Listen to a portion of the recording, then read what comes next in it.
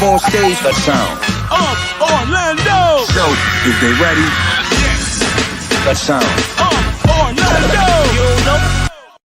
Yo, what is going on? What is good? What is really hood? What is going on? You know what time it is. It is the first day of Black History Month, February. We made it out of January. January was a weird month, just completely in general. We have made it to another month. You know what time it is. It is Black History Month on the Sound of Orlando show. Glad to see y'all here, man. You know who I am. I'm your brother Rome, live and direct as we talk about all things hip-hop culture. Before we get started, I do want to send some shots out. Tonight's sponsors. First sponsor is Ill Bill, right? This shirt right here represents the collection of Ill Bill local, right? Local from the Old Town Sound, making some quality, some thought-provoking shirts for the people there. If you don't know who they are, please go to their website, check out their selection. illwillpunkx.bigcartel.com. Go check them out, man, if you want some thought-provoking gear to wear. They represent the city of the O. So shouts out to them, man. Shouts out for the gear that they sent me to rock on the show.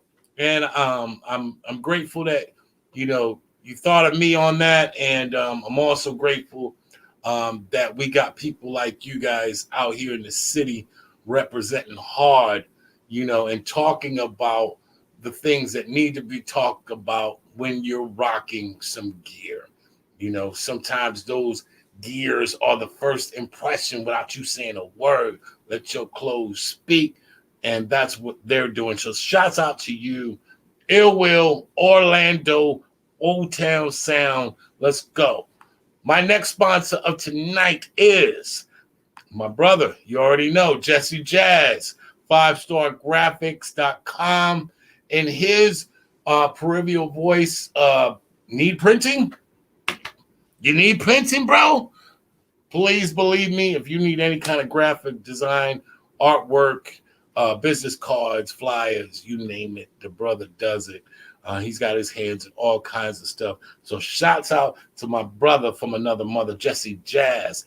And let's send another shout out, another sponsor, my brother George, representing Mask. I'm still waiting on my mask, George. I know you're in Manhattan and all, but let's get those masks going so I can show these people what we're talking about, what we're dealing with. The masks are just high quality, 5 generations of fashion, and now the brother is making masks straight out of Manhattan, New York. Hit that brother up, tomsons.com, for any of your mask needs. Now, I do want to say, once again, this is Black History Month. Obviously, we don't believe in them borderlines and drawing within the lines. We believe in Black history is all year. But with that said, since they want to say February is Black History Month, you know, we're going to represent this month very hard. We got some heavy-hitting players in hip-hop culture coming on the show this month. So if you don't already know about the Soul Show, if you don't know what we're doing yet, yo, check out Facebook, ask somebody, go to YouTube, subscribe to the YouTube page. Yo, support your city, man. This is all about you guys, man. This is giving voice to what is necessary when we're talking about hip-hop culture, man.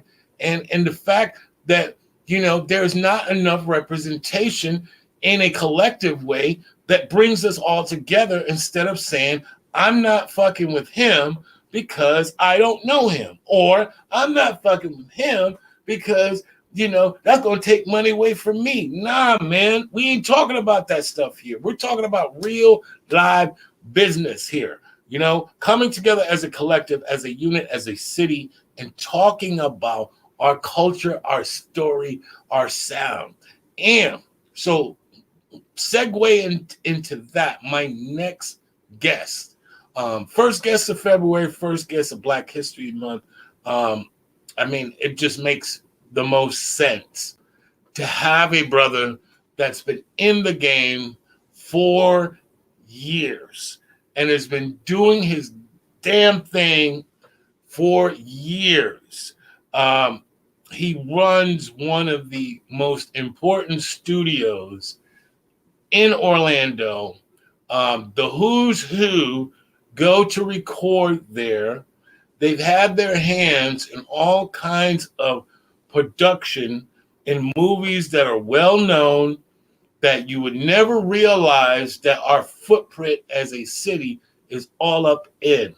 He's partnered with one of my guys, man. When I'm in a studio and I want to point to somebody that's like a Swiss Army knife, I mean, I can't point to any other guy than Stupid Genius, aka SG. He is the Swiss Army knife of a studio. You got to have this brother. He can work it out one way or another with anything, whether it's, you know, doing his music, engineering. You know, you got to drag him out of the studio because he will stay there for days, years on end. And when I came down here from Kansas City, man, and kind of gotten back into the groove of my city, this is one of the first cats I met out here that just, you know, he just had things together. And with all his successes, you can find him, you know, my pet name for him is like Mr. Guitar Center. Like, I know if I go to Guitar Center, I'm going to see my brother there. And we're going to work something out, and it's going to be good. You know, these are the type of brothers that you could talk gear with, talk ownership with, talk life with, and never come away with that feeling like you didn't gain something from it. And this brother just does it naturally. So without any further ado, let me bring on one of the pillars in our city, man, that represents Old Town sound to the fullest. Give it up one time for the owner of O.R.A.P Studios and one cool motherfucker, if you excuse my French. Give it up one time for my brother, the one and only Anthony Poynter. Let's go. Ooh, what's good, brother? What's up, my brother? Humble, man. Thank you, bro. You said a lot of powerful things about me. I appreciate that, bro. For real. Oh man, you already know, man. You already know, bro. I mean, I can't tell my story without telling yours. So, welcome to the show, my brother. Thank you for having me, for real. Thank you. What's Yeah, going on? man. How you been? How's everything? Everything good? Yeah, man. You know, we out here trying to navigate through this COVID, through insanity, through racism, through money, through it all, and we're still here talking.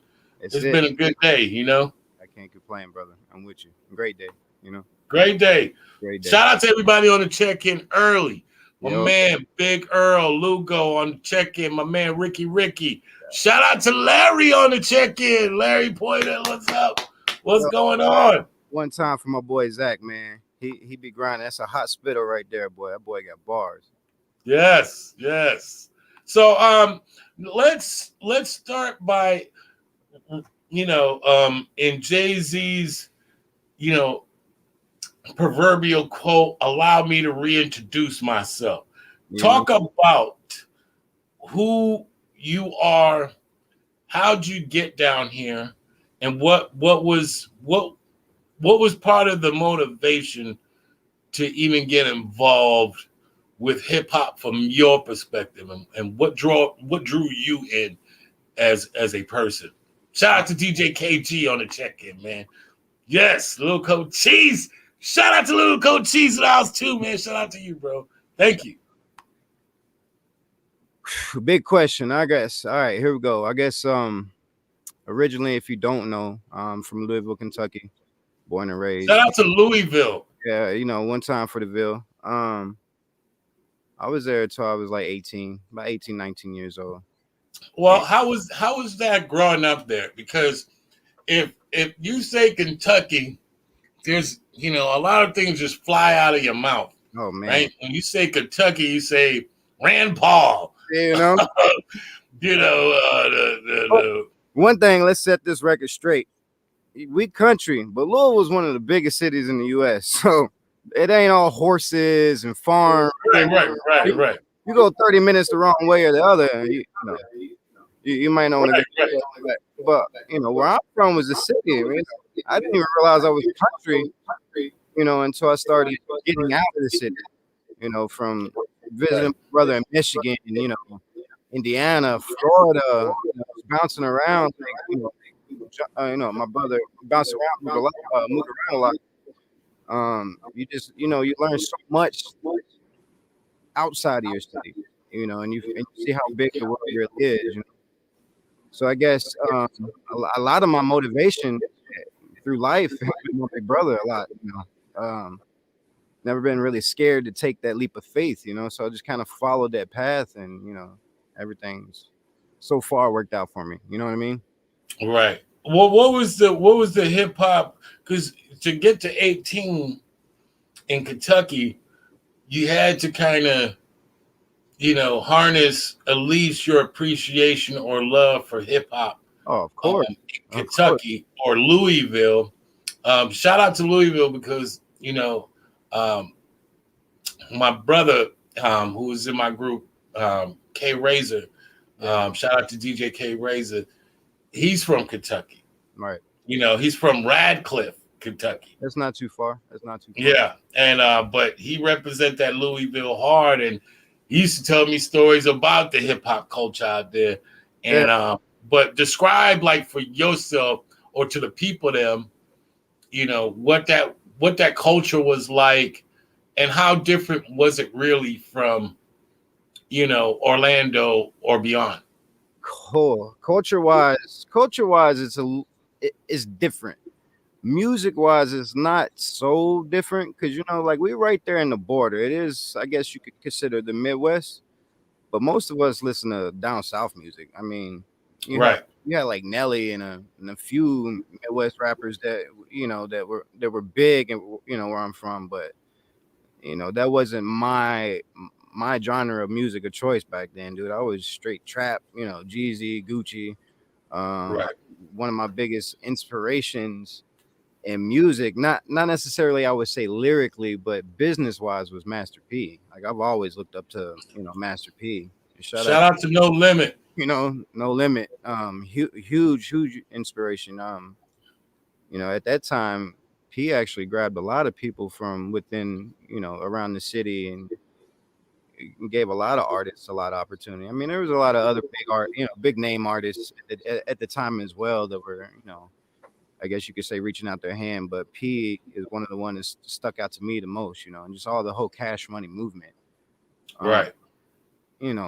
I listened to a lot of older hip hop and up north hip hop because of my brother. My brother was a hip hop head, dude. I grew up watching him run out the house every other day, going to a show, opening up for a big artist, Right. Tupac, touring with like Humpty Hump and, all those guys, So Right. music, I guess you could say, has really always been a part of me in some aspect. Right. I just, I did the artist thing for a little bit where, I dropped 2-3 albums, probably about 4 mixtapes. Shit, I worked just as hard as on that as I do anything else. It just wasn't my passion, I guess you could say. Right. My brother at the time was the owner of the label. Shout out to South Coast Records. I told him even then, I'm like, yo, rapping for me is the foot into the door. I want to be in the business. Right. And what I mean by being the business is I want to be that guy that every time you watching TV or every time you buy an album and you see that dude's name on the back of it, you're like, damn, he did this too. I want my hands in the pot of hip hop. not just Right. not just like through my own words, but in any way I could help achieve the business as well. You know, And that's amazing because when you hear stories like this, these are not these are anomalies, if you will, right, because the joke is if you're a black man, you know, you either playing basketball, you want to rap, right, you know, right, but you know, rarely do you hear when we're talking about wanting or being attracted to business and the business side of doing those things. So that's a great way of looking at something from because you could probably almost mimic what Master P was. He right. rapped. I'm Yeah, pretty sure he enjoyed rapping. he was an artist as well, right, right, Right, but he really was more motivated to go right into the business side of it, right, and be able to make decisions. right. No, he was the muscle. I mean, and that's what I was saying a little bit earlier. Like I was inspired to get out um before I was even inspired to get really into the music industry. And Right, where I come from, dude, there isn't. I'm not gonna say there's no opportunities, but there's not as many opportunities where I'm from, and you don't want to be that guy. I mean, where I come from, being successful is you work at fucking Ford for 30 years. Excuse my French. You work at Ford for 30 years, and you might retire with a pension, like, but you barely surviving. But you know what I'm saying? Like, I don't. right, For me, that's not success, man. That's surviving.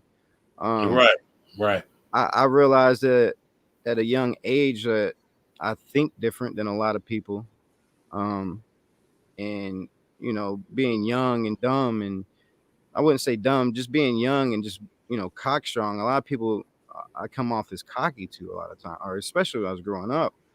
And I right, realized that it's not that I'm trying to be cocky. It's just the way that I am. It's the way I carry myself. It's the way that I think. Um, and with that being said, I just realized at an early age that I was like one of the smartest ones in my room, and I had to leave. I didn't want to become stagnant, so I came to Florida to visit my brother. Man, and I fell in love with Orlando in general, like the city. Even before like really the music industry. right. And And that's dope because once again, coming from where you come from, how big of a culture shock was that? I mean, we got everybody down here, man. man, listen, it was in Louisville. You might see your favorite rapper come in the city if they booked him at like Madison Square Gardens or one of the stadiums or something huge like that. Sports is real big, so sports wasn't a wow factor to see celebrities on the sports side, but on the music side, it was. You don't really see that every day at that time anyway. Um, Right, I remember I came down here to visit, dude. And I went to a Juvenile concert. We sitting on stage with Juvie, like it was a regular thing. I'm like, damn, they let you get that close down here, man. In Kentucky, you can't even get close to the stage. You know what I'm saying? So right, right, right, completely different. And it was a culture shock at first because there's so many races of people. Like where I'm from, you got black people, white people, and Mexicans. That's about it. and that is pretty much the story of the Midwest. Cut. I mean, because you know, I got to see that firsthand in Kansas City, Right, and seeing how simple. Um, I wouldn't say I'm not going to say people, right, but understanding, and part of what New York has always brought to the table when we're talking about hip hop culture is that their ability to understand has always been what other cities in their way have all aspired to right, be like, because New York has so many different cultures that your understanding may on how to deal with them and how to speak to them and how to do business with them. right, It allows your brain to, using your words, not become stagnant. Right. Whereas certain parts of the Midwest, you know, are so culturally small, if you will, Right. that if you put yourself around a lot of people, it tends to push people back into that place. Exactly. And you're talking about the complete opposite. You were drawn to it. How important was it to you to be around different cultures and absorb all of this worldwide web of people, if you will, and how important was that to you? I would say it was honestly probably it was probably one of the original things that made me really open up my eyes and see how big the world really is, if that makes sense. I know, like, Right. It absolutely does. we're talking about, a city, but Orlando is a huge representation of the entire world, because you have so many different cultures of people here. Right. Um, and for me, it was a really dope experience because fortunately, by the time that I moved here, I was already grown. I was an adult, so I was able to mingle on my own, maneuver on my own, uh, Right. and just learning about so many different people's backgrounds, and you realize you're not really much different than a lot of people out here. You might talk, Right. you know what I'm saying? You might talk a little different, you might look a little different, but you know, Isn't that insane? Right. right, That it really comes down to that idea of the more you know, the more you don't know. Like, I mean, because to your point, um, when you look at how simple things are across the country sometimes, and their way of looking at things from such a small view, right, um, you realize how important it is sometimes to broaden your view, only to realize, you know, it's not that fucking hard. yeah, yeah, These people are just like me. They just speak a different language. exactly, Why the fuck, why am I fucking my resistant on being around them, or having that I, camaraderie with them? I Camaraderie. I think a lot of it, though, honestly, man, is it's the way you're raised, man. Like, Right. I, I was fortunate enough, I'm mixed. My father's black and my mother's white, so I got picked on by both sides of the track. Like, Right. I got picked on by my white friends. I got picked on by my black friends. So I Right. caught the shit in a stick, irregardless. But one thing it did teach me at a very early age is how to differ the way you talk to people. And I feel like speech in general and talking is more important than anything in the world, because if you can learn how to talk to anybody, man, you can sell them anything you want. You can make them buy anything you want, but you need to learn how to talk to the person. You need to learn how to adapt to the person. So it was nothing for me to go right back to the hood and mingle with all my homeboys like I had my whole life, but I was also able to walk across that train track and go mingle to the white boys and shit and talk business. Right. Right. I Right. just I just kind of learned at an early age to adapt to my environment. You know what I mean? And I think it's important. You, you, you can't be content. You know what I mean? You can't be content where you're at in life, because you never experience enough. In my opinion. Um, on the next episode of Go Sit Your Ass Down Somewhere and Learn Something Legit, Yeah. was sponsored by O.R.A.P Studios. Yes, sir. They put the quality in audio. Yes, sir. You come down here and you're seeing the lay of the land. You're meeting all these new people. How do you get to this thing we call O.R.A.P Studios? Talk about the segue, if you will, of your life, where you go from being this artist, wanting to get into business, Right. and then saying, "All right, you know what? I'm gonna build a studio." And shout out to all my people from Orlando that know what we're talking about. You Mm-hmm. build a studio, not just a studio, but build a studio in one of the most iconic places Right. that have been for music in Orlando. Right. All my Orlando heads know about Discount Music. and what that was even for first hip hop. started here, you know, even the school of technology, the school that is teaching Right, kids music started in my location, you know, right, in their studio. So right. And that's crazy. How did you get there? How oh, did man. how did this Kentucky guy just land that? um I mean, I wish it was just that easy. I guess to sum it down a Right. little, I guess to sum it down a little bit would be like I hit on it a little bit. My brother at the time owned a record label called South Coast Records, and Right. I was an artist at that time under his label.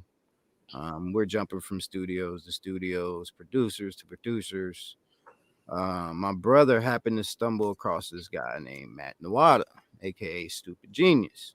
Yes, sir. Yeah, and at the time, I had an artist named Natural Vibes that was really, really, really powerful in the reggae industry. And at that time, that's what SG's specialty was just reggae beats. You wanted fucking reggae beats with the hardest 808s, you know, you ever heard? You Right. hit SG. You know, when we worked together a few times, and then actually we just kind of established a friendship, dude. Because you know, like you know me personally, dude. Like if I if I feel your energy, if you have good energy, then you know I tend to open up to you. We'll talk. If not, then I Right. Right. come out. And like SG's energy is just insane. Like it's insane, man. We hit off right away, man, and just kind of became best of friends to the point like even my brother would get aggravated because now SG's late and I'm late. We showing up late to videos and Right. shows and but you know, and business, like I said, was always like a part of my mentality. So every time my brother, even though my brother was the one, you know, signing all the checks and swiping all the cards for this shit, I was smart enough to observe what really goes into this. How many thousands of dollars we paying to the studio? How many thousands of dollars we're paying the producers? And I was just like, man, fuck that. I'm gonna build a studio. I'm like, I ain't paying for no more studio time. And like I said, me and SG had already established like a really, really dope friendship. It's like my brother, you know, it's one of my brothers for real. Right. It just it was a no-brainer. It's like, dude, like I got one of the rawest producers in the city. Right. In the states, fuck the city. I got one of the rawest producers in this period, you know. His work ethic matches my work ethic. Like we don't butt heads because we grind the same way. We just go, go, go, go, go all the time. So we were like, bro, why don't we just open up a studio? So originally what happened is we had rented a room back in the back and still in the same building, but back in the back behind the emergency exit. We rented a little room. It was like $500 a month. Something where we could SG could just have to make his beats. It was more like a hangout, like a man cave type shit. Right. And you know, SG always was like the man behind the keyboard, and I was always like the man to make the people come in, or the man to, you know, hold down the business, keep the lights on, and grow us to the next level. And we just was like, dude, let's just open to the public and let this shit pay for itself. No, you. Let me interrupt you there. You said because Orlando, you got to understand something, man. What he's describing is probably one of the most obvious things thinking people do. Right. But we live in a world where things are not so obvious. Everybody's worried about playing every fucking role. You know, I gotta play this role. I gotta do this. I gotta do that. And what you guys were saying, okay, you know, and this goes out to anybody in hip hop culture that knows about this, which is artists want to be artists. Exactly. You know, if there's a space, right? If there's a space for the artist to produce and not have to worry so much about all the other stuff, right? And yet has a partner that can invest his time in to not competing with what he's doing, not wanting to do what he's doing, but actually, okay, well, I'm going to handle this. Right. I'll get him in here. I'll collect, and then you make it happen. Once they're in here, you do your job, and I'm gonna get the hell out of your way. How important is that? Not only in hip hop, you know, everybody's multi-used. You know, but how important is that in business? I think the smartest thing as a businessman, even if you don't own your own your own company, your own brand. Even if you're not an owner, you're a worker, man. Like you have to realize that your aces in places is the most powerful thing you could ever remember. You always keep your aces in places. I was never the ace at pushing the button. I was never the ace at making the beats. I can do all of it. Don't get me wrong, but I can't do it like SG can do it. You follow Right. what I'm saying? And the way that I can switch, flow as far as business goes, and how to approach people and how to talk business or whoever I need to talk to, that's what I'm good at. So from the get go, it was just like it was a power team, and Right. O.R.A.P initially started. I mean, if I'm gonna be all the way honest and keep it 100 with you, O.R.A.P O.R.A.P became O.R.A.P within the last, let's say, 3-4 years.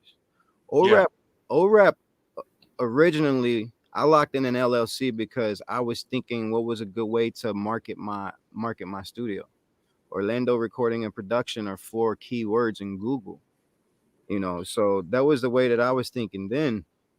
And then SG could just he got so much better and so much faster over time. And it was like no matter how much people I brought to him, it didn't matter. He would just knock it out. But O.R.A.P originally, I wasn't initially investing into a company. I was initially investing into Stupid Genius, if that makes sense, because I knew what he was capable of doing. Well, no. Hear me out. I knew what he was capable of doing and what was required for him to get to the next level, for him to become Stupid Genius as we know him now.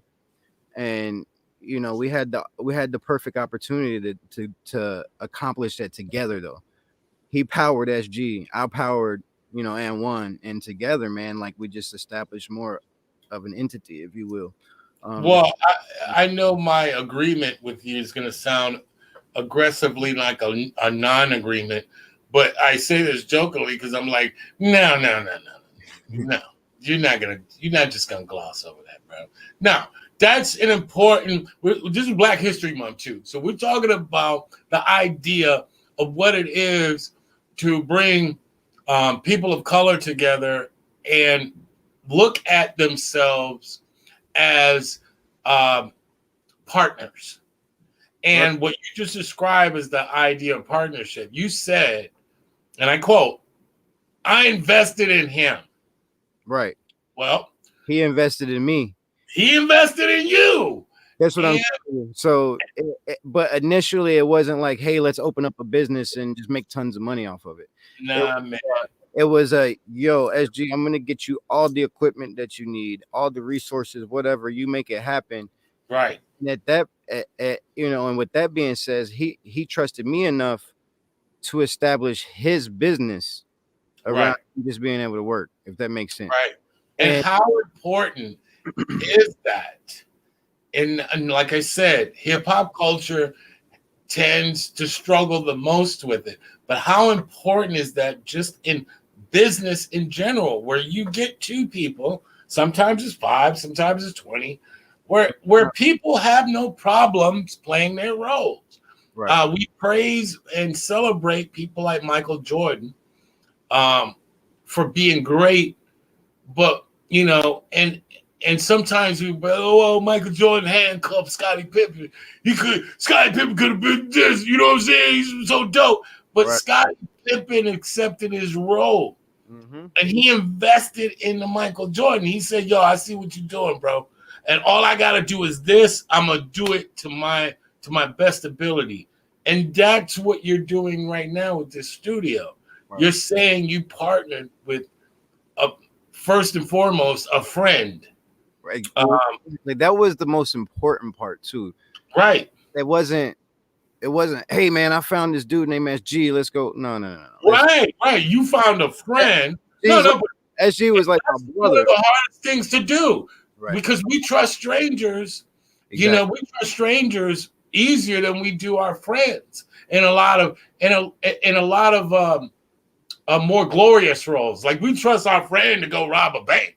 Like we trust our friend to go, sell some dope, but do we trust our friend to open a business? And that's the the conversation that we're having, that is like so important for people to listen to and to hear, I mean, how you made and, those decisions. and on that note, real quick, before we get too far off the topic, Okay. I had a silent partner at the time, another really good friend of mine, another brother of mine. Shout out to Peter John. Um,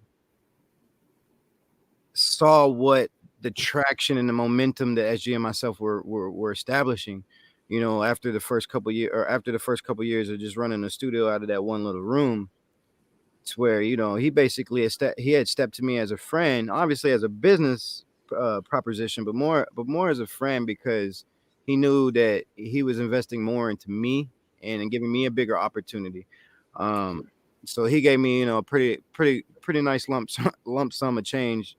Go get what you really, really need to be able to take the studio to the next level. So Right. I think it's important that I give him a shout out on that, because it everything that happened at Orlando or with O.R.A.P Studios, was based off of trust and friendship. And to this day, it's still ran by that. Like I can't be successful at what I do if I'm sitting here worried about the next man. I don't have time. Right. You know what I'm saying? To be able to be successful in business is to have a team of guys that you could trust, man. And like, I feel like at this point of O.R.A.P Studios, the reason why we're able to be so successful is because I have such a raw team. Like I can't, like, my team is, at this point, it's not just SG. Shout out to Cash, shout out to Q, shout out to the whole squad. Like, but that didn't happen overnight either, because at one point they were total strangers too. You see what I'm saying? So it wasn't like I could just open my arms right away. Oh man, let's just. But like I said, I spoke a little bit. I'm big on energy. So over the course of the years, we probably handpicked 2 or 3 other people to help, make O.R.A.P what it is today. But initially, I didn't open O.R.A.P with the goal to let's take over the city. It was never it was never nothing like that. It was never no competition like anything like that. It was just like I felt like it was our place and our time to do it, and perfect opportunity. Well, necessity is the mother of invention. Right. Most people, to your point, when you described, you go in all these studios, you seem to be putting everybody else on. Right. But what's a more efficient way to get from point A to point B? And you figured that out. And, now you're the place that everybody runs to Right. in Orlando. What is that like? How does that feel, in I a mean, city that is in so many ways conflicted on its support of one another? How have you become a staple? Because I hear your story from not only trap. I hear your story for hip hop heads. I hear your story from R&B. Like, so mhm. your place is now a place in which people are Podcast. respecting Right. from all sides. Right. Um. Honestly, I think just keeping it 100 with people. Like, I'm the same way you talk to me right now today is the same way I'm going to talk to you tomorrow. Right. Um. So I work with all people in Orlando, like, from every side of the city, whether they beef with each other or not. Like, when they come to O.R.A.P as business, and I think a lot of it has to do with respect for me personally, not so much like as O.R.A.P as the studio, but like, yo, we're gonna respect Ant1 because he's always been real with us. You know what I'm saying? Uh, Right. and I mean, you asked me how's it feel, man. Like, I don't think I ever really thought about it until we had Lil Bootsy pull up. Growing up where I'm from, Lil Boosie was one of the idols too. That was the big homie growing up. So to have him in my facility recording, and what me and my brother built, it was just like a wow factor for me. And I think that's when it finally kicked into me that this is for real. You know what I'm saying? Right. And I don't want to discredit any of the other artists, because I have so many raw artists that come in here, man, and that are on their way. I mean, there's a handful of them now that are in the game, dude. And I watch these kids grow up, from 15, 16, 17 years old, Right. just figured out their wave and wrote it. You know what I mean? So I think it, like I said, it just boils down to we're able to get along with everybody because we're not competitive. You know what I'm saying? Well, I don't know about the get along thing because getting along is overrated. I think I see We what know how you're trying to say. to handle it on a more professional level. Right. Well, I think what you're trying to say is that you're authentically who you are. I can testify to that. That's real.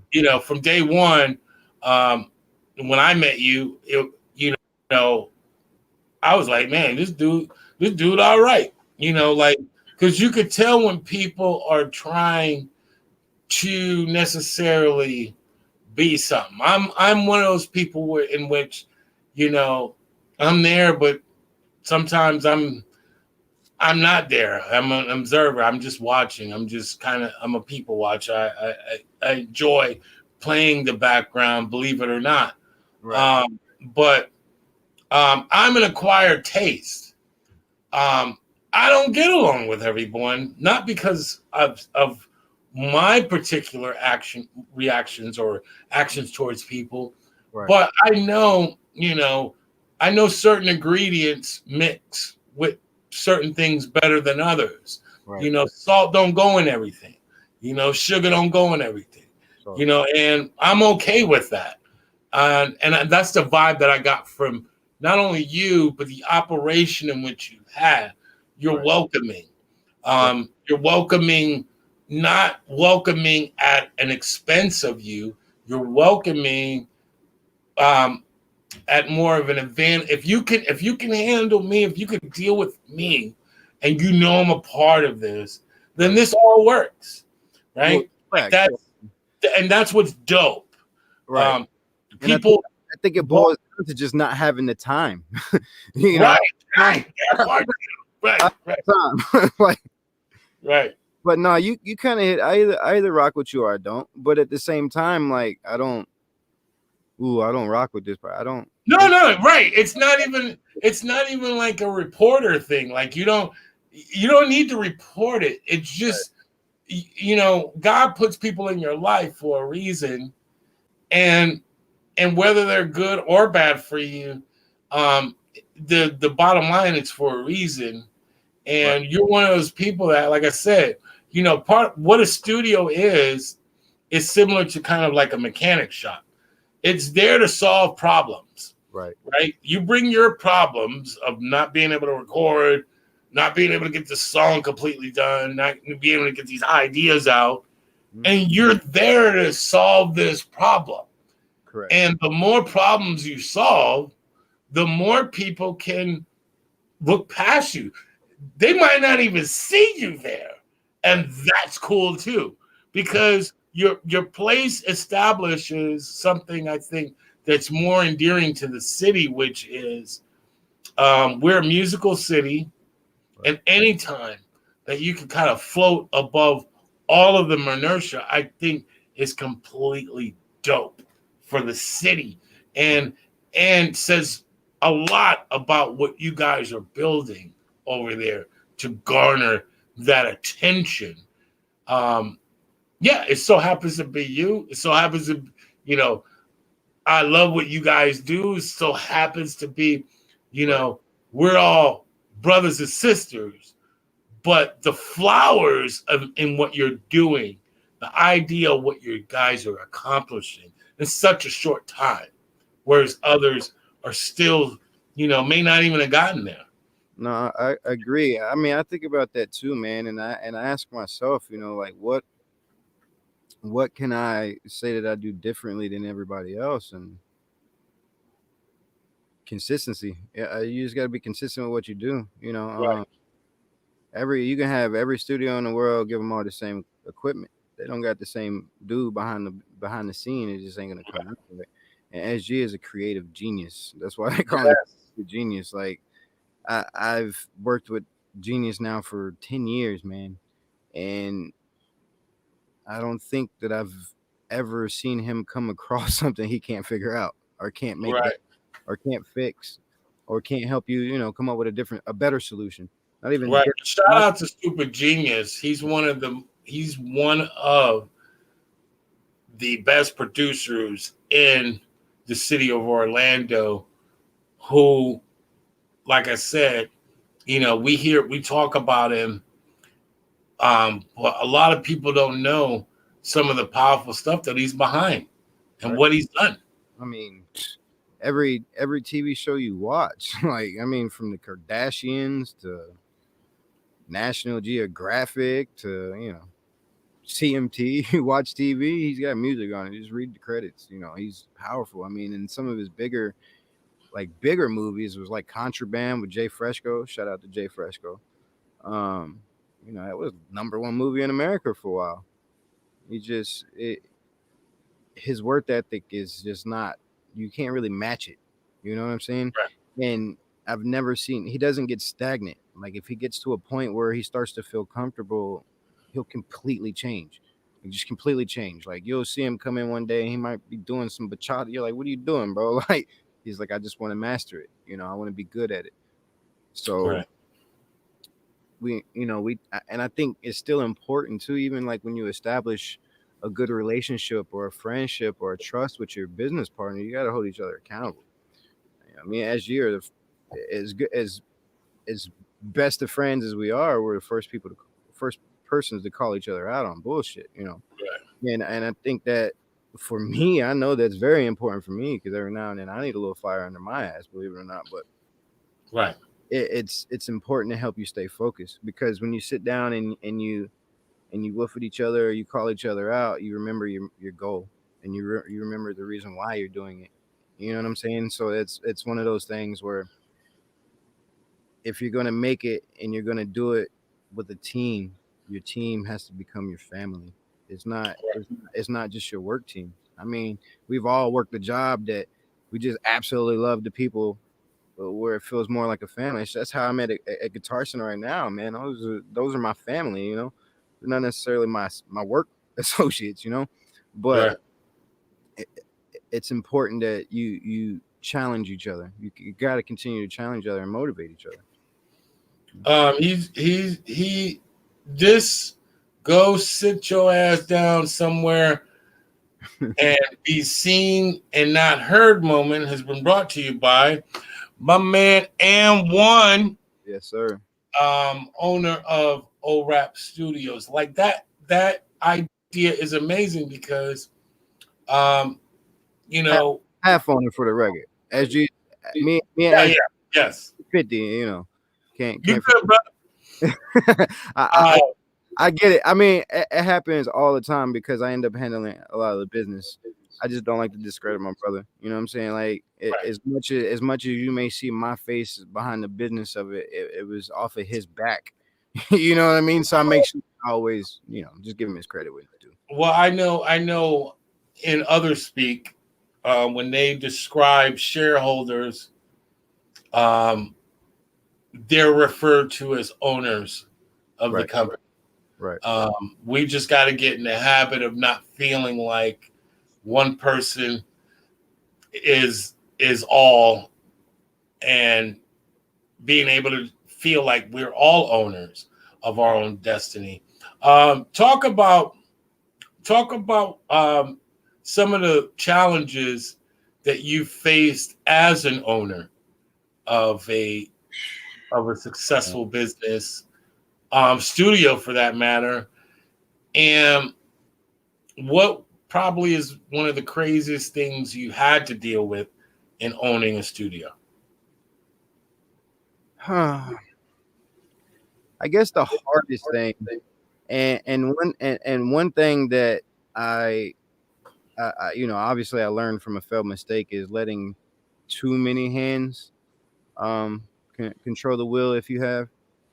Because like I said, I am a firm believer of putting your aces in places, but at the same time, it's very important that you always know everything that's going on, or at least know how to do it. Right. So I guess some of the pain in the ass moments of being an owner is having to change bills, or just because you have a falling out with somebody, you don't know the damn passwords to get into anything. The people don't listen to me on the phone. I get frustrated easily. So little stuff like that. It's very time consuming, and like I've mentioned a few times, man. I just don't have a lot of time, man. I'm a family man. I'm married. I got 4 kids. I work full time, own the studio. I'm in the process of doing some other things, so I don't have a lot of time to be wasted. So I guess you could say that it really started becoming successful when I learned both sides of the business, and SG learned both sides of the business. If that makes sense. As much Right. as as much as he's the ace behind the screen, and I'm the ace like on the phone or whatever. It's important for you guys to know each other's roles. In case anything ever happens. And it has to be able to continue the motion. You can't have any flat tires, or your wheel ain't gonna roll. Right. Right. And you just described as well uh, another aspect of the business. Are you do you do the work so that you could do to free you up? Businesses, I know a lot of times struggle because unless it's a full on family business, Right. um, what you're trying to do is establish the idea so that you're not spending as much time at the business and you can enjoy or reap some of the benefits of that business. What is, you know, you said time, but kind of describe um, how difficult that one little thing, which is not little, we're all It's, living on it's time. not Uh, little. You can't get into your damn bank account. right, The bills. You can't. You know what I'm saying? Like, but no, I mean, I think it's very important if you want your business to grow, that at some point you got to be able to step back and let go and watch it grow. Um, which to an like extent, children, like right? children. Of course, you gotta back off of them every now and then, let them fall down and scrape their knees up. But I think everything, as far as the way O.R.A.P was ran from day one, was all a crash course, dude. I'm not sitting here telling you I'm a business expert by any means. I kind of crash course this whole shit. Now, don't get me wrong. I ran many of people's multi-million-dollar companies before. I've been in management most of my life, but when it's your own company, and you can't look up a way to go do this, you got to ask questions. You got to do your own research. You got to figure out your own way. And I think a lot of people, the reason why they don't start their own company is because they see what really goes into it, and it makes it not want to do it anymore. I Well, you just described probably one of the most fundamental issues of not, entering the market, and that is or barrier to the market, which is fear, Right, exactly. the fear of failure. Yeah, We all go into business with the idea that failure is not only a possibility, but possibly a guarantee. right, Nobody learns from winning; they learn from their failure. right. Uh, they could see things a little more clearer when things don't work out. Sometimes you can actually get a better perspective on how to approach something Right. once you failed at it a couple times. If there's one thing you can point at to say was a failure, what was that to you? Um, A I, lesson learned, if you will. I was gonna say there may be a couple lessons. I wouldn't consider anything a failure. Um, Trying to grow too fast. Right. It's very, very, very important that you stay on pace with the growth of your company. You know, I got a little over my head at first because I was just going out here and just dropping, dropping, dropping, dropping. Like I'm just now getting to the point where we're really utilizing all the cameras and stuff, dude. I bought this shit 5 years ago. You know what I'm saying? That's Wow. there's money that could have been invested into the business elsewhere. Right. So I would say that those are my lessons learned, but I wouldn't consider them a failure because I'm always gonna eat the fruit that I grow. You know what I'm saying? Right. I still grow Well, you know, later, but definitely a lesson learned. And now, moving forward, I'm a lot more tight on how I maneuver. Does it make sense? Is it gonna Right. make our money back? Is it a necessity? How bad do you really, really need it? You know, um, that type of thing. That way you can allow your investments to become a profit. Otherwise, it's always going to be an investment. You know what I'm saying? Right. And I hope you're listening, Orlando, because he's dropping some jewels that are very important to sustaining momentum, if you will.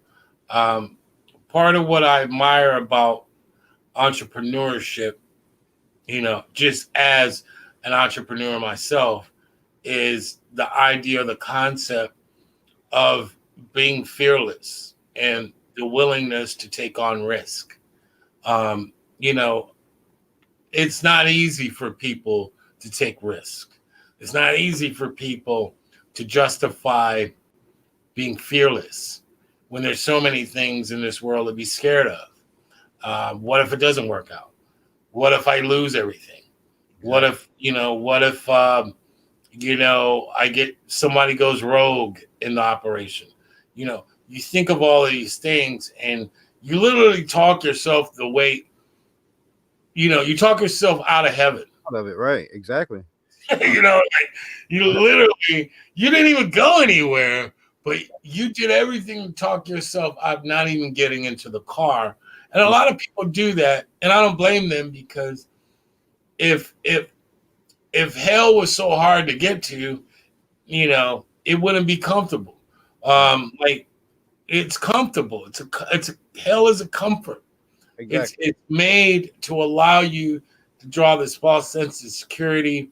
I got a job. To your point, I worked here 40 years. Right. Um, you know, and all of these things may work out, Right. and the same things may happen. Right? You still may miss out on your family, not being able to spend enough time with them. You still may um, fail at and realize life lessons, and you still may do the same things you may have done had you invest into a company. But the difference is one person puts a ceiling on what you can do, where Right. the other there is no ceiling. Exactly. It's as much as you want to put into it. Right. Talk about that concept of what you've learned, or what what are some of the things for any young people that are thinking about getting into the business and wanting to do different things other than work the machines? Talk what if you had anything to tell them, what would it be and why? At least in the city of Orlando. Think about what it is that you want to do, and go watch somebody do it.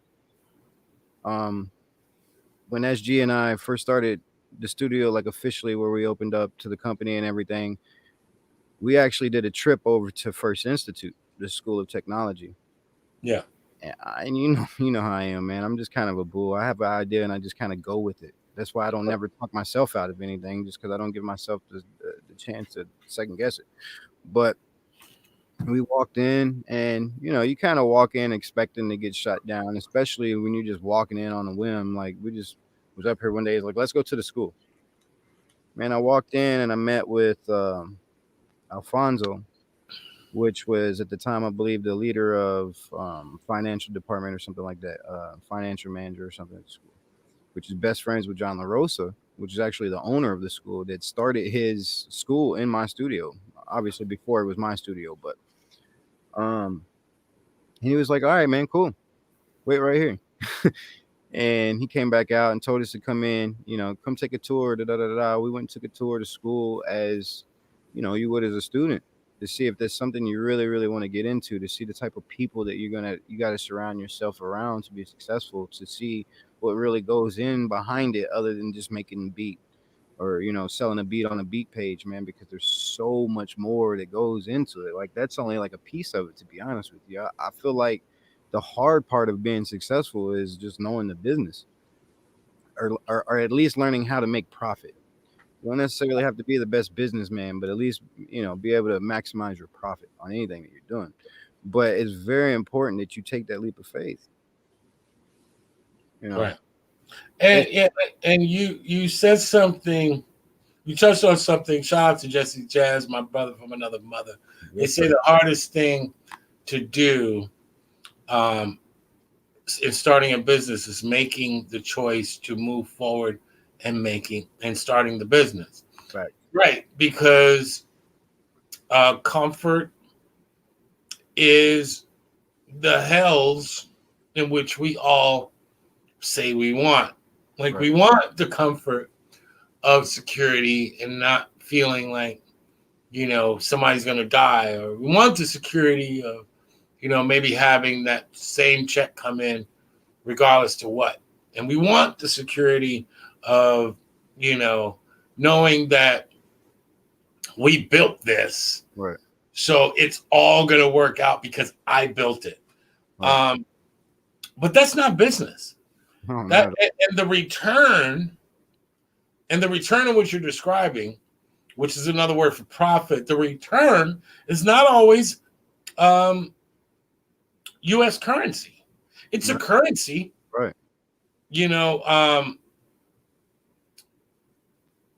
I've not seen you outside of your own ills. I've right, not seen you uh, miserable. right, Um, I've not seen you in a place in which you feel like you're living a life that isn't yours. right, A business, you know, the immediate return, that most people look over because they're all focused on the money, exactly. um, is power. The first return of a business is power. Right, You have decisions to make, and your business requires you to be the decision maker. mm-hmm. That is currency. That's a return in an investment. Right, Most people are victim to their lives in a lot of ways. They don't want to be those decision makers. God bless them, but they don't want to have nothing to do with the decision right, that they have to make. You're describing something when you talk about that business, when you talk about the return, which is, to me, like I said, the return is when you walk into your facility and you feel like these brothers give a shit about what's going on in their facility. That you're not a dollar bill. right, The return is, being able to look at these guys and say, hey, he's a friend of ours. right, That's a return and investment, because we live in a world today which that is one of the most difficult things to get from someone, to where somebody can refer you and say, no, those are good people. Go over there. yeah, man. I, Break bread with it, those people. I Go. think I think it's important at the end of the day, regardless of what industry, what your business is, that your name means more to you than your dollar. Um, Right. in the end of the day, man, I'm not here to get rich off of one person. I want to get rich off of everybody equally, but my name means more to me than that. Right. So, SG is the same way, dude. Like if it don't sound up to his par, he knows it ain't up to my par, and vice versa. If I don't, think something's up to par, I know he ain't gonna think it's up to par. So Right. at the end of the day, regardless of how big you expand, obviously my goal with O.R.A.P is to grow. I want to build my own compound, obviously, and be able to do everything in the media industry. But you got to make sure that your name is the first and foremost thing. Because in the end of the day, dude, without the clients, you don't have a business. The clients ain't gonna come back if you ain't treating them good. And Right. and And in our most people don't gravitate to stuff that has the most resistance. You right, gravitate to that has the least resistance. That feels good. You know, your studio, your facility, your place of business. When I walked in, I felt good. right, The people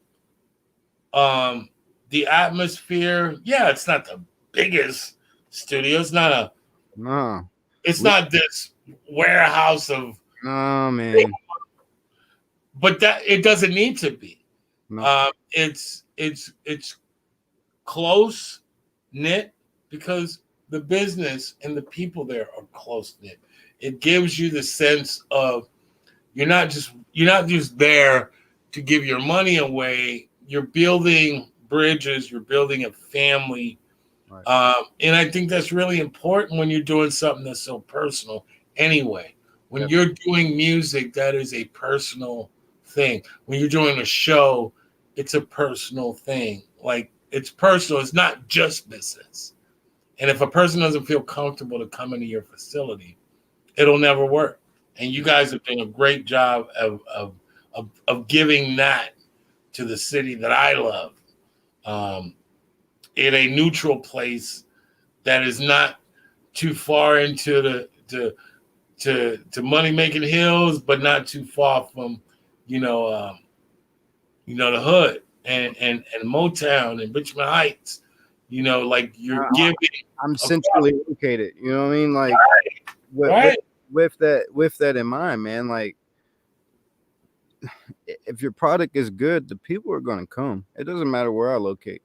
At this right, point, we could move the studio and I wouldn't lose anybody. And I say that confidently, and it's right, because right, it don't matter where I go, as long as SG goes with me and my team goes with me, they still gonna come because right, they know what they're gonna get. Yeah, the quality of the music is of course gonna be A1. That's why we're in the game, but they know.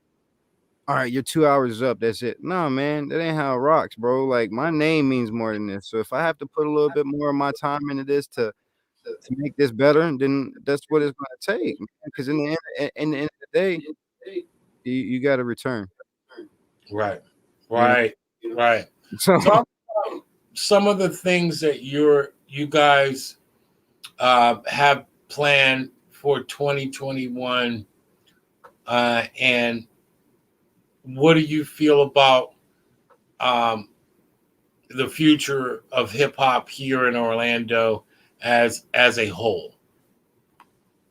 O.R.A.P's goals, without saying too much, because I don't like to speak things until I'm ready to announce them.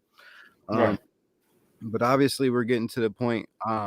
Thank you, obviously, to the people of Orlando that we need more. We're growing at a pretty good rate at this point. Um, so we're gonna be looking to expand here pretty soon. Maybe not by 2021, maybe by the first of the year, end of the year, something like that. But we are going to be looking to basically double our size and facility at minimum, um, just to be able to expand more. Aside from recording, mixing, mastering, all of that stuff, we are a home of a lot of raw podcasts. Um, so that's another thing that changed the game for me is we started doing podcasts. And right, I got some of the originals. Shout out my boy D Rug. Shout out to Mr. Yak Talk, Jeremy Brown. All these guys have been doing this. They right, are active in the city. They go, they talk to people. Everybody knows them. And those guys, even though I've known them for a long time. Well, D Rug, I've known shit D Rug for years, but they trust me with their product. right, Because they know in the end of the day that I'm gonna come through for them regardless of what it takes. We're gonna continue to grow together. So with that being said, I need a bigger facility. I need a right, bigger facility, man, because I want to be able to expand just the same way like you start off with the studio gear that you can afford, what's in your budget. You do that and then you get the toys that you need to really do the job. I bought the toys first. So now it's time to go get the location. You know, right. so Well, I know I can speak for Orlando, and say, you know, we're very we're very proud of what you guys are doing. Um, like I said, to agree with you, it is centralized. I think, you guys would have never had that place if it wasn't meant for what you guys were gonna do. I think it's a great It thing. literally fell into our laps. We'll just say that literally. Well, I've been here a long time, and you're one of the first people that have impacted the city at that spot. Outside of the obvious, which was that was a place where all our producers, the Magic Mikes, the Jolly Stompers, so many people. Discount Music was the place in which not only can you go buy the shit that wasn't being sold at the next spot, Right. but you could actually play with it over there. Yeah. Like it was I bought my first MPC 2000 from that spot. Yeah. That was before car centers and stuff were big, like Steve used to run the city. I mean, and Steve's still the plug. He's still the GOAT. Right. Steve, you could tell Steve to that point now where he's like, yo, I want to enjoy the fruit, Right. which is good. It's time for him to hand it off to his baby and let his baby run it and then go on and so on and so forth. Because, it's a family run business, man. They've been here. They own the whole damn building. They own the whole property. Yeah. Oh, yeah.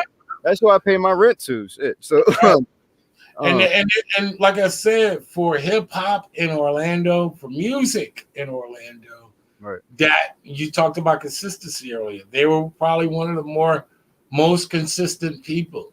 Mm-hmm. They had it there. Yep. It was already in stock. You had to wait for nothing. Mm-hmm. It was already there. Like, if we went to Mars, shout out to all my people that know about that Mars. If you went to, MS or wherever, they might not have it in stock. Right. But Discount Music, they prided them.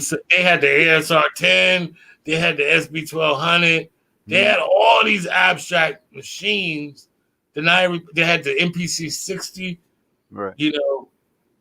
I mean, they had all the stuff that not a lot of places carried until it was like okay to carry.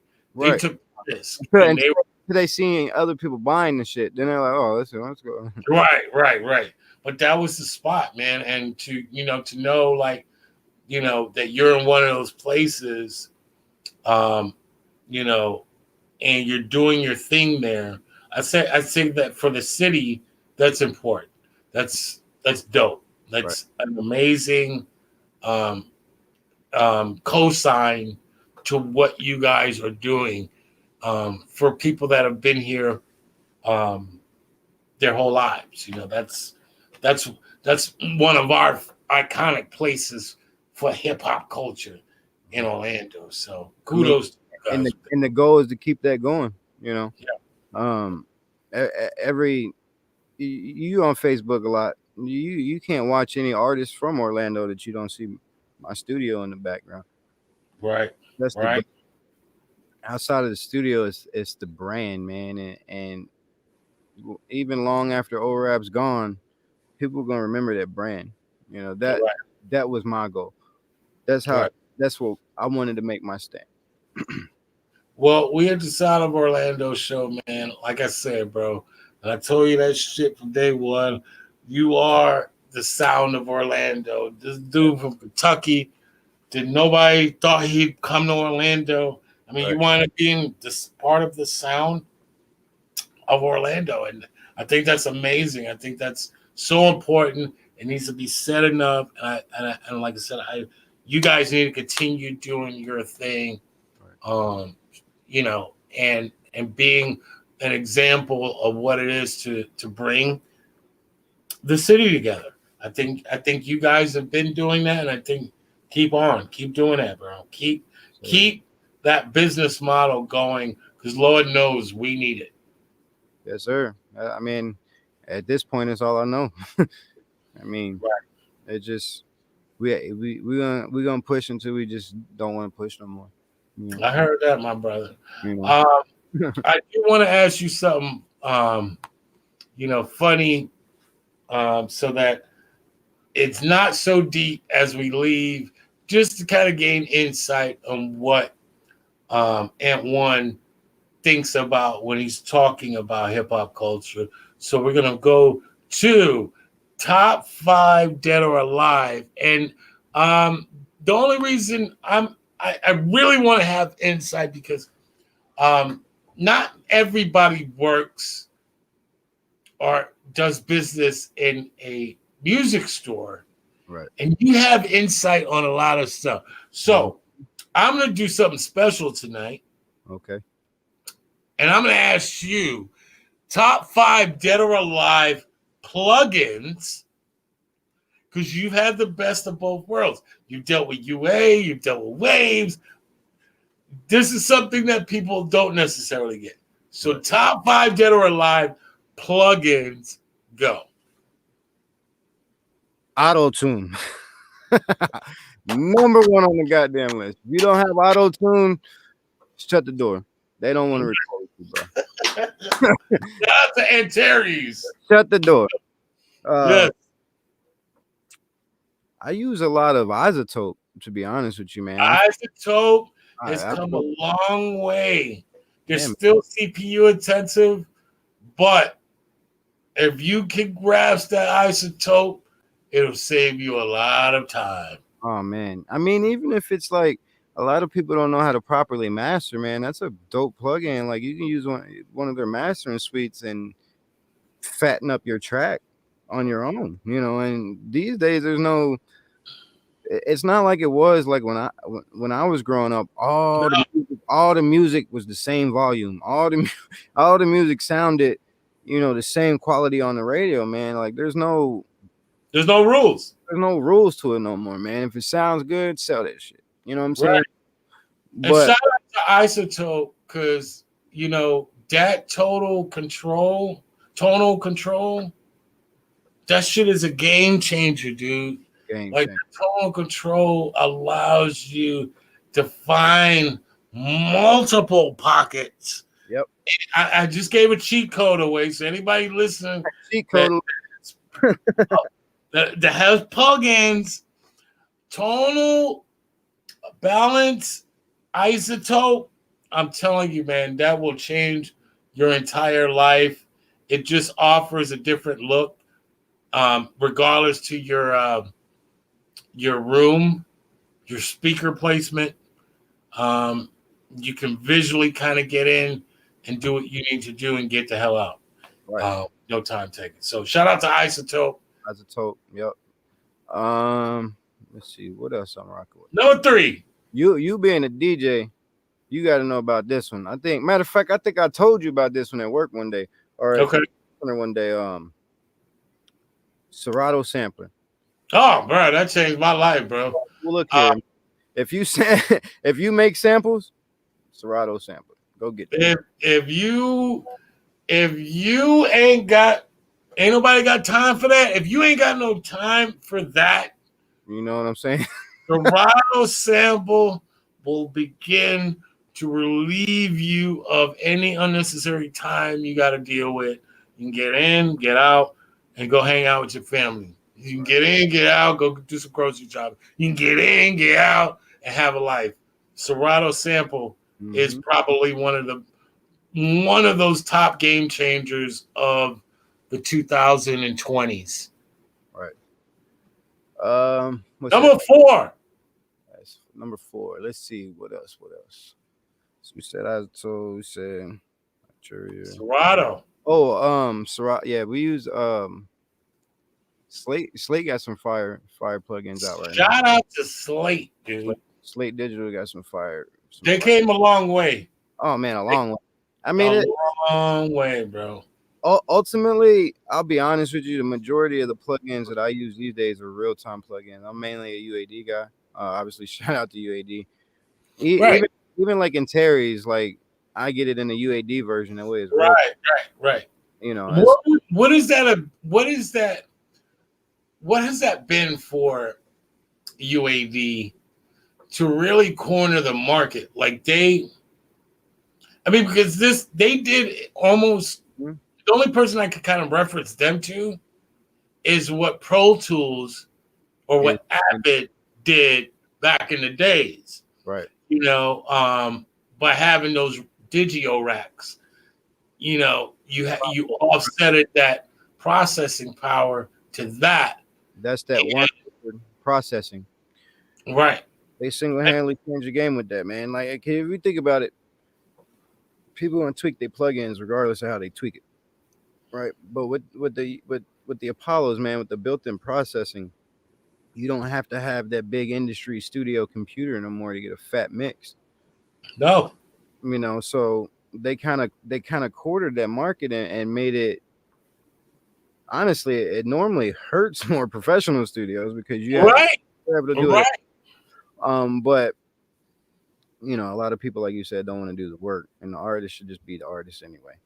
But you know, they kind of cornered that market because they're the only people doing it. I think Antelope is on something like that now. They're working with, and they're trying to, but the technology that UAD has presented to really, you know how hard it is to. I mean, because back in the days, you know, why wouldn't there be so many different companies?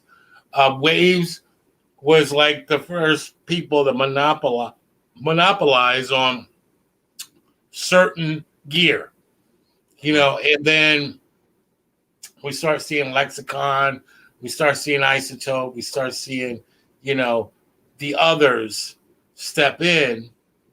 But UAD has literally, like, you know, Bitcoin involved. Like, nah, dog. yeah, Look at all the plugins you want. Like, plugins you'll never have unless you buy UAD. Like, there's no way in hell you're going to have them lexicons. You can't crack this. No, you're not going to crack it. Oh, like, man. it's uncrackable because it's not even on your computer. Right, exactly. Running off of our equipment. Right. Like, that's amazing. Like, that, you know, the kind of power that has. But I need to ask you this because I know I'm crazy, but do you think equipment is getting completely out of control in the cost versus application? Meaning, a lot of this new stuff, new technology, yes, is offering more. Right. But is the price quantitatively certain brands equal? Certain brands. Okay. Explain. And let me explain why. Like, for example, my mic of choice is the Neumann U87. Right. Which is a vintage mic. Right. If For you those that don't know what the fuck Neumann U87. Yeah, if you don't have at least that, it's nothing can. Right. No, but you can't say at least that. No, at least sounds like when you're I about to go have on a 10 bag of crystals. No, when I say at least that, there's plenty other microphones out there like the Sony, man. That's just like 10 grand, bro. Wait, that's not least. That's, but, you know, at least at that caliber of right. microphone. Right. So U87, what is the going price on that right now? This goes out to all my gearheads right now. What does the U87 go for, Neumann, right now? $38.99. Okay, $4,000, people.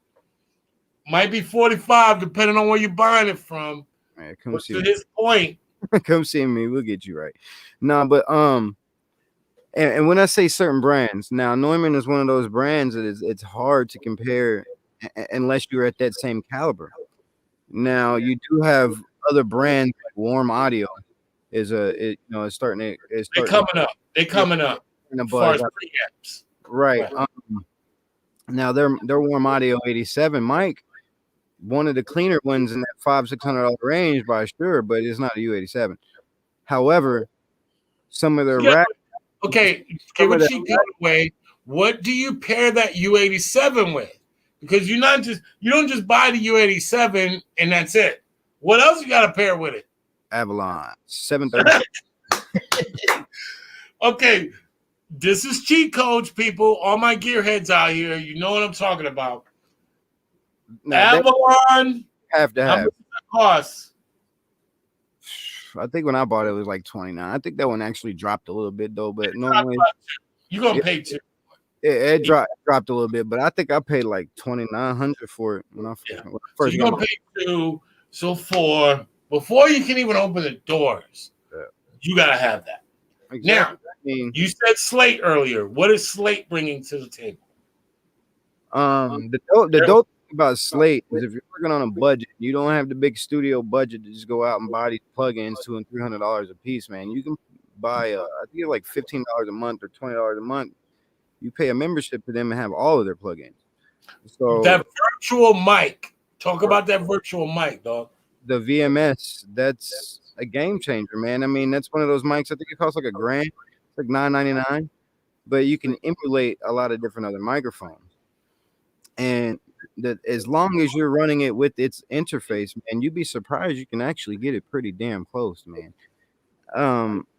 Now you still want to run it, through like a tube pre for the warmth. Otherwise, it gets a little grainy. But man, that mic is really, really good. You can compare that with any industry standard mic to an extent.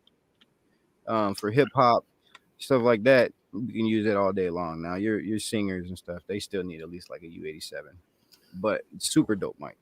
Okay, you're a gearhead. You work at Guitar Center. We're gonna ask a series of questions that I affectionately call the Quick Mix, because Orlando is the first place in which I learned the Quick Mix, and that is you go from a song to another song. You play like 10 records within like 5 minutes, and that is called the Quick Mix. Let's go into this segment that I affectionately call the Quick Mix. That's my man throwing down. Give it to them. Favorite monitors. Let's go. Personally, Focal. Now, Shout out to Focal. Let's go. Personally, Focal. I just feel like they have that fat sound at a near field. But here at the studio, I rock the Adams, and of course, you gotta have the big KRKs for the playback and for the beats. But Adams, Focal, either one of those I rock with. Okay. Favorite headphones. Ooh, I'm gonna take you back with this one, Rome.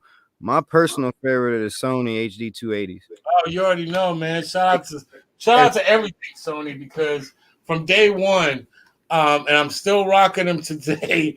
Sony is the Sony one's dope too. The Sony, them are the 75 or the 7406s. Those are fire too. I'm more of a Sennheiser guy personally, but I love those Sonys as well. I got 4 or 5 pair of them as well. Yeah, shout out to Sony, man, for all that. Favorite tube preamp. Go. I mean, I'm partial to the Avalon, but outside of the Avalon, dude, I really like the LA610 Universal Audio. Yeah, man. I hated to get rid of mine. It'll never happen again. If I ever get my hands on another one, man, I love that LA610. It was just a gluey warm to it that cannot be duplicated. Yeah. And that's one of those pre's, man. You don't just have to stick a U87 on it. You can stick any mic. You can stick a TLM 102 or 103. It's going to sound amazing. I stuck my SM7B on that, and it was just was so sweet, man, so sweet. And they're both gluey, monotone like things, but amazingly, they made such a great kind of combination. Favorite compressor? Oh shit. Analog, probably DBX. DBX. Shout out to DBX. They don't get a lot of credit. You always hear about the 1176. I love the Lexicon and stuff too, but DBX got some fire compressors, bro. No, they do, man. They do. Favorite reverb?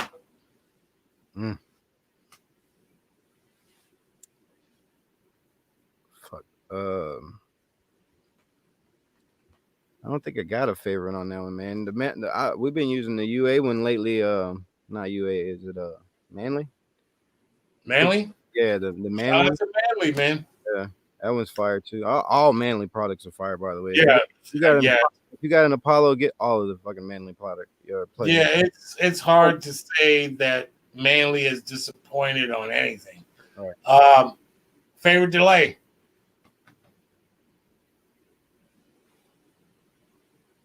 Probably Universal Audio, man. To be honest with you, a lot of everything I use these days is UA, man, just for the clean. Like, a lot of your digital plugins aren't that clean, but Universal Audio is just mastered a way of giving you Right. a digital warmth. You know what I'm saying? Right. It's amazing what you can get. What happens to a sound when you can get it off the computer, when it's no longer on the computer and you just run it through. Even if it's a digital machine, there's cables involved. Right. And those always add some sort of uniqueness to them depending on where you're recording at. So Right. I think that's pretty cool. If you had one thing to say to Orlando as a business, as a brother, and as a man, given that you're the first day of Black History, what would it be and why?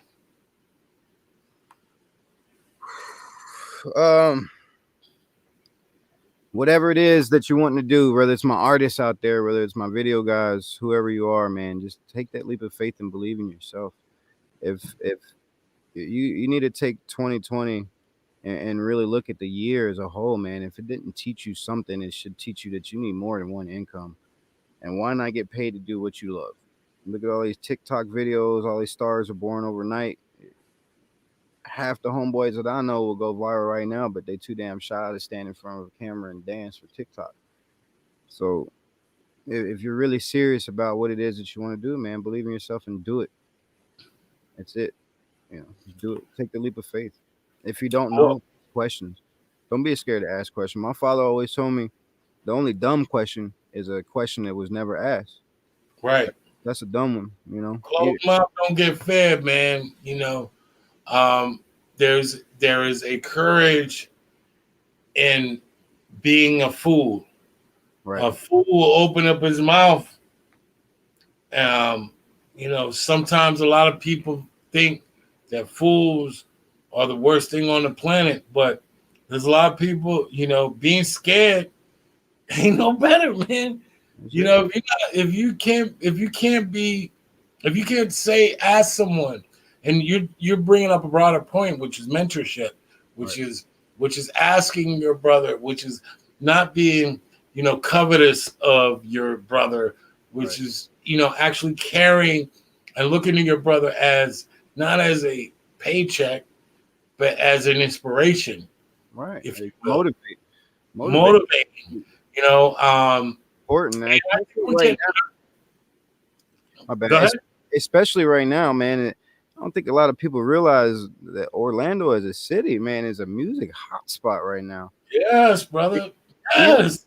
Your time, if you're an artist in Orlando, your time is right now. Like, if you're not dropping right now, you're not coming right now, you're not ready right now, quit. Because it's right now. It's not going to get no easier than that. Because there's so many artists that are literally in the game. They're right around the corner from here, right around the corner from there. Like, there is absolutely no reason for you to be in Orlando right now and not go 110% behind your music. The city has eyes on it. All that, man. All that. Artists in the world right now, dude. All that, man.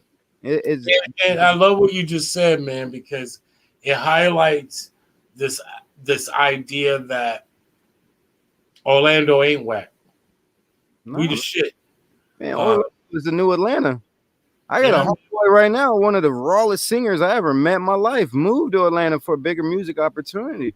But it seems like music moved from Atlanta to come to Orlando. I'm not worried about him so much because he gonna make it regardless. His talent is on, that level. It don't matter where you put him, he gonna make it.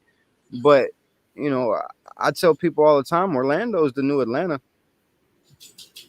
You just got people the people here sometimes give themselves a bad representation by not wanting to work with the next man. You don't even have to work with the next man, but that don't mean you gotta hate the next man. Burger King and McDonald's, every time you see one, they right next to each other. They both hamburgers. They both make millions of dollars. McDonald's and Burger King can love each other to be in the same corner with one another. always be in the same house with one each. Like, dude, that's everything, man. And you know, you dropped another bomb on the city because when we're talking about this thing of ours called hip hop, it's so important to acknowledge those simple things. We should be better humans to one another. We should be better people to each other. We should be better brothers and sisters to each other and stop hating each other for doing things that the other isn't doing. And start looking at what they're doing that you're not doing as a point of reference, like a landmark. Okay, this is what they're doing in that city. If I stop there, maybe I could do that. Instead of looking at that person like, man, fuck him, you know, or I'm not dealing with that, you know, I'm not dealing with them, you know, they're my competition. You said that all night. Right. The idea of competition. I don't have any issue with competition. Right. I think that's a great thing. I think it's a beautiful thing. There'd be no sports. We wouldn't even be having a Super Bowl if it wasn't for competition. Oh, don't get it wrong. Competition's needed in everything. I just don't feel like this is one of the industries that's needed in my opinion. Well, because it's one of those have a bad taste in our mouth of what that competition is. Right. It's actually hatred. You know, I don't see Kansas City hating, you know, Tampa Bay as football players. Right. I see them hating them as maybe a team, but not football players. Yeah, not like, and this is where our business has got to be elevated, so that we, as a team, you know, stepping in this Black History Month, as a team, as a consciousness, as an idea, start to look at each other as human beings. Yeah, you may play for that team. Right. Maybe I don't record there. Maybe I ain't a part of that. But there's no fucking reason in 12 Hells that I need to be fucking so, like, ridiculous, hateful. You'd be surprised. I acknowledge your existence. Man, you'd be surprised if just like every other studio around here, you don't think I follow them? I follow all of them. I just don't follow all of them. I want all of them to be successful, bro. Right. Ask any of them. We all know each other. We all talk to each other, bro. We the first people congratulating each other. Hey, man, I see what you're doing, bro. I ain't never seen a Walmart in a parking lot with nothing else there. Right. Exactly. Even a Walmart to bring in a liquor store. Even a Walmart to bring in a barbershop. They don't want to be the only business there.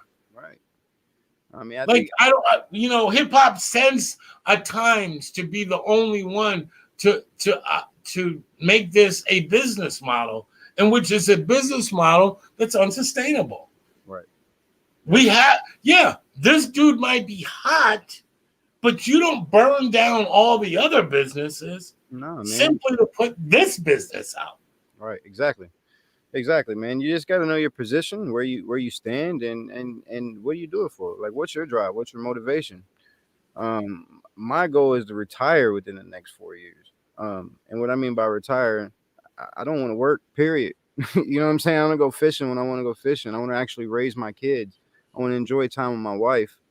Like that's my goal, is to be completely retired within the next 4 or 5 years. No later than 40. I'm about to be 35 on the 21st of this month, actually. By the time I'm 40, I'm not going to work another day in my life. You think it's a game if you want to. I promise you'll never outground me. I want too much, and what I want is a necessity, which is my family and my time. That's a necessity, man. You'll realize, man, you could get all the money in the world you want to, but are you happy? You know what I mean? Like, I'm genuinely happy in life right now. So I just need to get my finances to make it to where I can continue to keep this happiness in my life right now, which is my kids and my time with my wife, man, my family time, my me time. So that's my goal.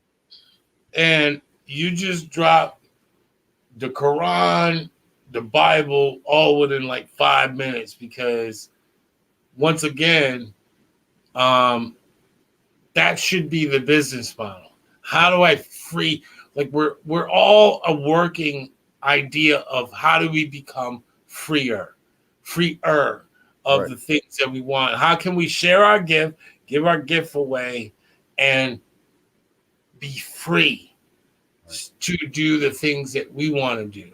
Exactly. And man, you just described that to a T.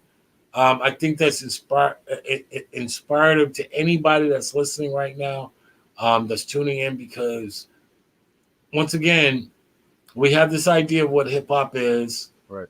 It's objectifying. These are objects. We all celebrate the money. We all celebrate, the accomplishments Mm-hmm. as they can be listed in Forbes or by the material things that we can buy. But really, what's most important, and really, if we're really talking about this Black History Month Right. and what that is to us, are those things. Were you able to smile more? Were you able to be at peace more? Were you able to feel less guilty to be free of? I think these things are so important to the human experience and to inspire others to be human and not be robots, Right, man. not be numbers. Don't be that guy that works 40 years for fucking Ford and didn't didn't raise his kid. You know, you didn't teach your kid. Who taught your kid? You weren't even in his life. You were at work all day. You know, my favorite feeling in the whole world, Rome, when I get off of work and I walk up to my front door, my little 2-year-old busts out that door, Daddy. That's the best feeling in the whole world, bro. Like nothing else in the world comes to that feeling or compares to that feeling for me. You know what I'm saying? That's my happiness. So my goal is to get to my happiness, to be able to always be with my happiness and not have to leave my happiness. You see what I'm saying? Everybody's goal is different, but I just figured out, thankfully, watching my brother is a very successful businessman and all the ups and downs in his life, man. I was able to learn by watching and listening, and then it just kicked in that what's your happiness? Mine's my family. You know what I mean? Right. And, and what's so great about what you just said, also ties in to what the last point of this show is going to be tonight, which is you don't know wherever you're going, you don't know what that looks like. Right. You have your own ideas, but you don't know what that looks like. Right. I use me as an example. I almost died last year. Right. I wasn't thinking about doing anything like this. And I No. started, and I felt like if I was going to live another moment, Mm. we need something like this. If I'm here, I feel like I'm occupying space if I'm not talking about my city and highlighting the people that are not only in my city, but allowing my people in my city to hear about other people and their similar experience that are in reference to my city. Right. And I didn't know that was supposed to be me. I wanted to see it, but I didn't know that was supposed to be me. And there you have it. I don't know. You don't know what it looks like, but if you believe, to your point, if you are a loving human being, if you're not based on money, meaning like your whole life is built on profit, Right. and never thinking about anyone other than yourself, I don't know what that looks like, but I'm just glad that, like I said, who would have thought we met at Guitar Center. Right. I'm interviewing you now. Right. Who would Exactly. have thought that? Right. I wouldn't have thought that.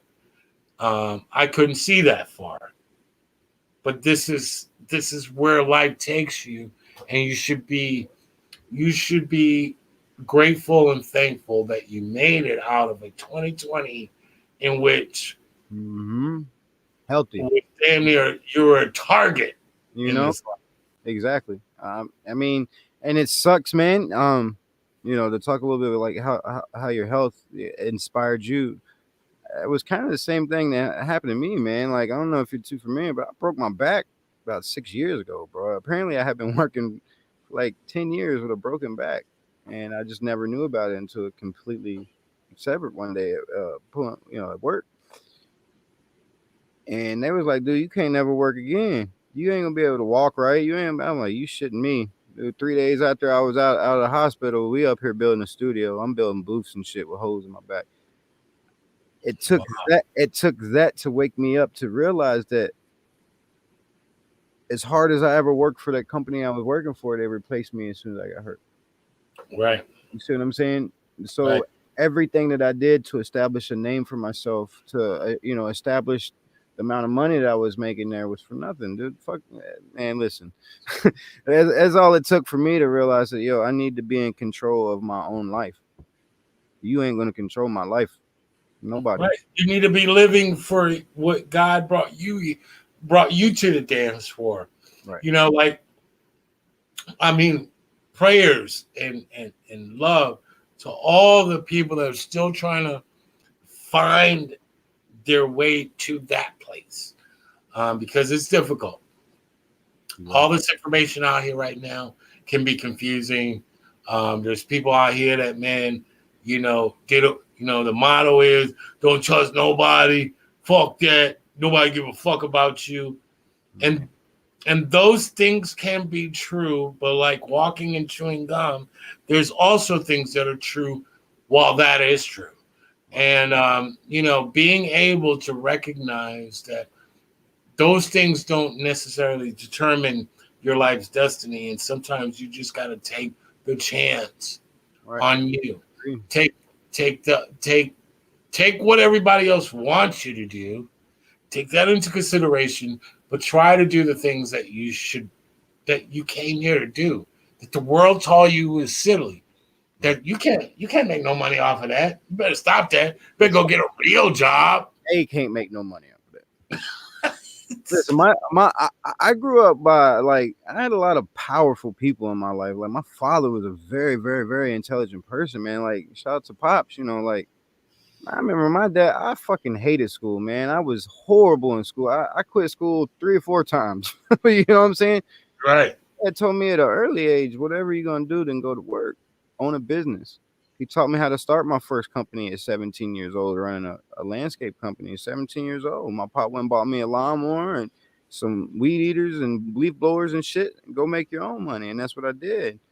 Um, but he always told me that it doesn't matter what you do in life. You can fucking sell balloons. As long as you're the best damn balloon salesman out there, you'll be successful. Right. So regardless of what it is that you do, as long as you put your all in and you're passionate about it and you genuinely want more out of it, you're always going to get it. Right. Man, so honored to have you on the show tonight, man. Like I said, you're a part of my story. I can't tell my story without telling yours. Like I said, I came down here from Kansas City, feeling a little bit strange in foreign land. I've been gone for 12 years, so coming back was a little bit awkward. But if I tell my story, then my story includes you, because you were one of the first people that I met when I came back to this new place. And I met you in a place in which I lived in that place all my life, which is Guitar Center. I was like, and I felt like we hit it off immediately. And, I think those things are so important, outside of the glitz and the glamour, being able to build and forge relationships. Absolutely. I think is where all the money is in life. You can lose your money, but a real friend you will never lose. As long as You can lose all of the accolades, but a real friend you will never lose. And I think that is, I can honestly say, bro, like I said, when I met you, I was like, dude, that's my dude. That's my dude. I didn't even know you like that. It's just I got it. I got it. I try to be as genuine as possible. Even in retail, your job in retail obviously is the upsell. But I never had to do that. I was honest with you. And I think the reason why I've always been successful, regardless if it's Guitar Center or if it's O.R.A.P Studios or my other company, I'll let you guys know that in a minute. I just started another company as well. The reason why I'm always going to be successful in it, man, is because I'm always going to give it my all, no matter what, and I'm always going to stay genuine. Eh, Rome, like how many times have I talked you out of buying something? Rome, you don't need that. Right. You be like, man, get the fuck out of here with that shit, man. Don't buy that shit, dude. You do not need that. It's not going to work. But the difference Right, of it, I listen. It starts with listening. I listen to you. But you can't just give that to people because we talk about it all the time. Like giving people things, it's like giving someone blind like a picture book. Right. You didn't give it to him. Yeah. You gave it to what you thought he was. If someone's blind and can't see, Mm-hmm. those are the people you need to speak in Braille to. You give them, you show them, but to get to that point, you have to have some sort of connection with that brother or that sister. I agree. I think it just starts with listening. Right. Just listen to what somebody has to say, man. Pick up the phone. Pick up the damn phone. And there's a perfect example. There's a couple dudes at work that I don't see them as often, as I see the rest of them. Obviously, I'm one of the managers. We hide by we always keep everything kosher and respectful, man. But there's been times where I just sat down and just like actually held a conversation with them, just to get to know them. And you'd be surprised how very similar people are to you, man. Or at least at least their beliefs are, man. But if you're always gonna or you don't want to listen to them, or you think you know the right answer, but you're not really understanding what they're trying to accomplish, you're just gonna push everybody away from you. Well, we tend to connect things like not knowing to being soft, right? Like if you don't know something, you're weak, right? Like if I don't know it when you know it, I'm weak. Right. It's that testosterone, cocky shit that you were talking about earlier. I get what you're saying. I look at it a little bit differently because it's more of you ain't gonna come back here and cuss my ass out for me upselling you some shit you don't need. Exactly. You gonna come back here and be like, yo, you remember what you was telling me last time? Now I get it. Now I understand. So what is it that I'm trying to accomplish? And now you got two heads wrapped around, one idea to get the same solution. Right. So I think, even to this day, every time you come in the Guitar Center, you'll ask me questions and we sit there and we chop it up for 20, 30 minutes. Yeah. Like I didn't just see you yesterday. You know what I'm saying? And it doesn't mean that I don't know it. No, it's just that my knowledge of it doesn't apply right now. I'm asking you. I don't want to know it. It's also a different side of it too, because you got to understand that like you're in a lot of ways the SG. I'm not in your seat, so I pick your brain about what you're doing. You're supposed to pick my brain, but in the end of the day, dude, honesty and just being honest with people and just being genuine with people, I feel like is probably my best attribute, because for one, I ain't gonna lie to you, I don't care about how you feel. You don't like it, you don't like it, but I'd rather you not. I'd rather you not like me for being honest to you. For being you, yes. Right. And just be genuine, dude. Like you just got to be genuine with people. Like I am in no way, shape, or form going to put on a front for you. I don't need to impress you. I don't need to worry if you think that I don't know enough, or there's no superior time for that. You see what I'm saying? There's no superior in it. We don't have time. We're busy. So I'm busy. So listen, I want that kind of time. Like, please, wherever they're selling that time, can I buy that on Amazon? Because who the fuck has time for that, bro? Right. Nobody. But at the same time, I'll be the first person to tell you, look, I don't fucking know, but let's figure it out together. Exactly. Let's look this shit up. Because I don't never claim to know everything. I learn something new every day. And that's the beautiful part about it. Once you accept the fact that you're never going to know everything, you start to become a sponge. You absorb more and more and more. Well, that means you're getting younger. in a world in which you're getting older. Right. Because most people, when they, I don't think being old is the problem. Is that being old and associating people that are older is it like they can't learn anymore. Right. I Exactly. think that's the issue and where people clash because no, like maybe you're more focused on the time that you do have on this planet. Maybe in your mind you say you got like 10, 20 more years to do what you want to do in your prime. Right. This is what you want to do, and you're learning the whole way through. Right. You're a student. Exactly.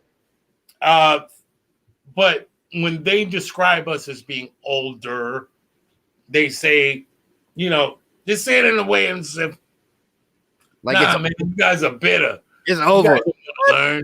You want to tell us what to do. Nah, it's not You it, know? man. And when it comes to hip hop, dude, like I feel like I don't think I could be considered one of the older heads because I'm not all that old yet, but I'm definitely not one of the younger generations. But if you ask me, I feel like hip hop is bigger than it's ever been. And I feel like we owe that to these jits to an extent because yeah, we brought more of a rawer passion, behind the music and lyrics and everything to it, but they made it a bigger business. You see, Right. so, like hip hop today, I feel like it's got to give kudos to the younger generation, and I think it's important. And I think it's important for the older heads for us to sit back and observe because we older heads now, but shit, 20 years ago we was them. You know what I'm saying? So I think you're always gonna have that generational gap as far as people ways of thinking. But I think definitely hip hop where it is now because of the more modern generations. Well, I definitely want to thank you for coming on the show tonight. I look forward to this. We've had these talks off camera since we met. Nothing changed, but I thought it would be a great insight to one of the up and coming operations in Orlando to give these people an idea of what thought processes are going into Black excellence in our city at this moment in this time. And dude, I wouldn't want to start a Black History Month with anybody else except my brother and one. Yes, You sir. heard? You heard? Thank you so much, bro. Truly humble, man. I really appreciate you for having me, my man. You already know, man. Give it up one more motherfucking time for my man, Anthony Poynter. Let's go. Yes, Owner sir. of O.R.A.P Studios. We dig you. We love you. Keep producing that fire. Shout out to SG. Shout out to Super Genius. Yes, the sir. whole nine, bro. Thank you, brother. You have a good one, man. Thank you for having me, my man. You already know, man. We love you guys. Let's go. O.R.A.P Studios. In the books. I knew we were going to go 2 hours because when you're talking to one of your brothers, you're just going to do that. That's just what's going to happen, man. But so honored to set off this entire Black History Month with my brother, man. And I want to say thank you to everybody that's tuned in tonight. Shout out to Alfredo, Jesse Jazz. Shout out to Tony. Shout out to Nadine. Shout out to my man KG. Shout out to Larry. Shout out to Ricky. Shout out to Earl. Big Earl, what's going on, my brother? Shout out to you. This show has been sponsored tonight by TimesSons.com. If you need a mask, go hit my man up. TimesSons.com. You'll never find a mask as fly as this. Shout out to my man Jesse Jazz, 5stargraphics.com. He is the truth when it comes to printing any graphic work in the city. Please hit that man up. And shout out to my man's illwillpunkx.bigcartel.com for providing the wardrobe tonight, man. I love you guys. You guys are not scared, and you're putting out material that represents the city of Orlando in real time. Shout out to everybody that tuned in tonight, man. We love you guys. February 1st, you made it through January. Let's try to make it through this next year. Black History Month. You know what time it is.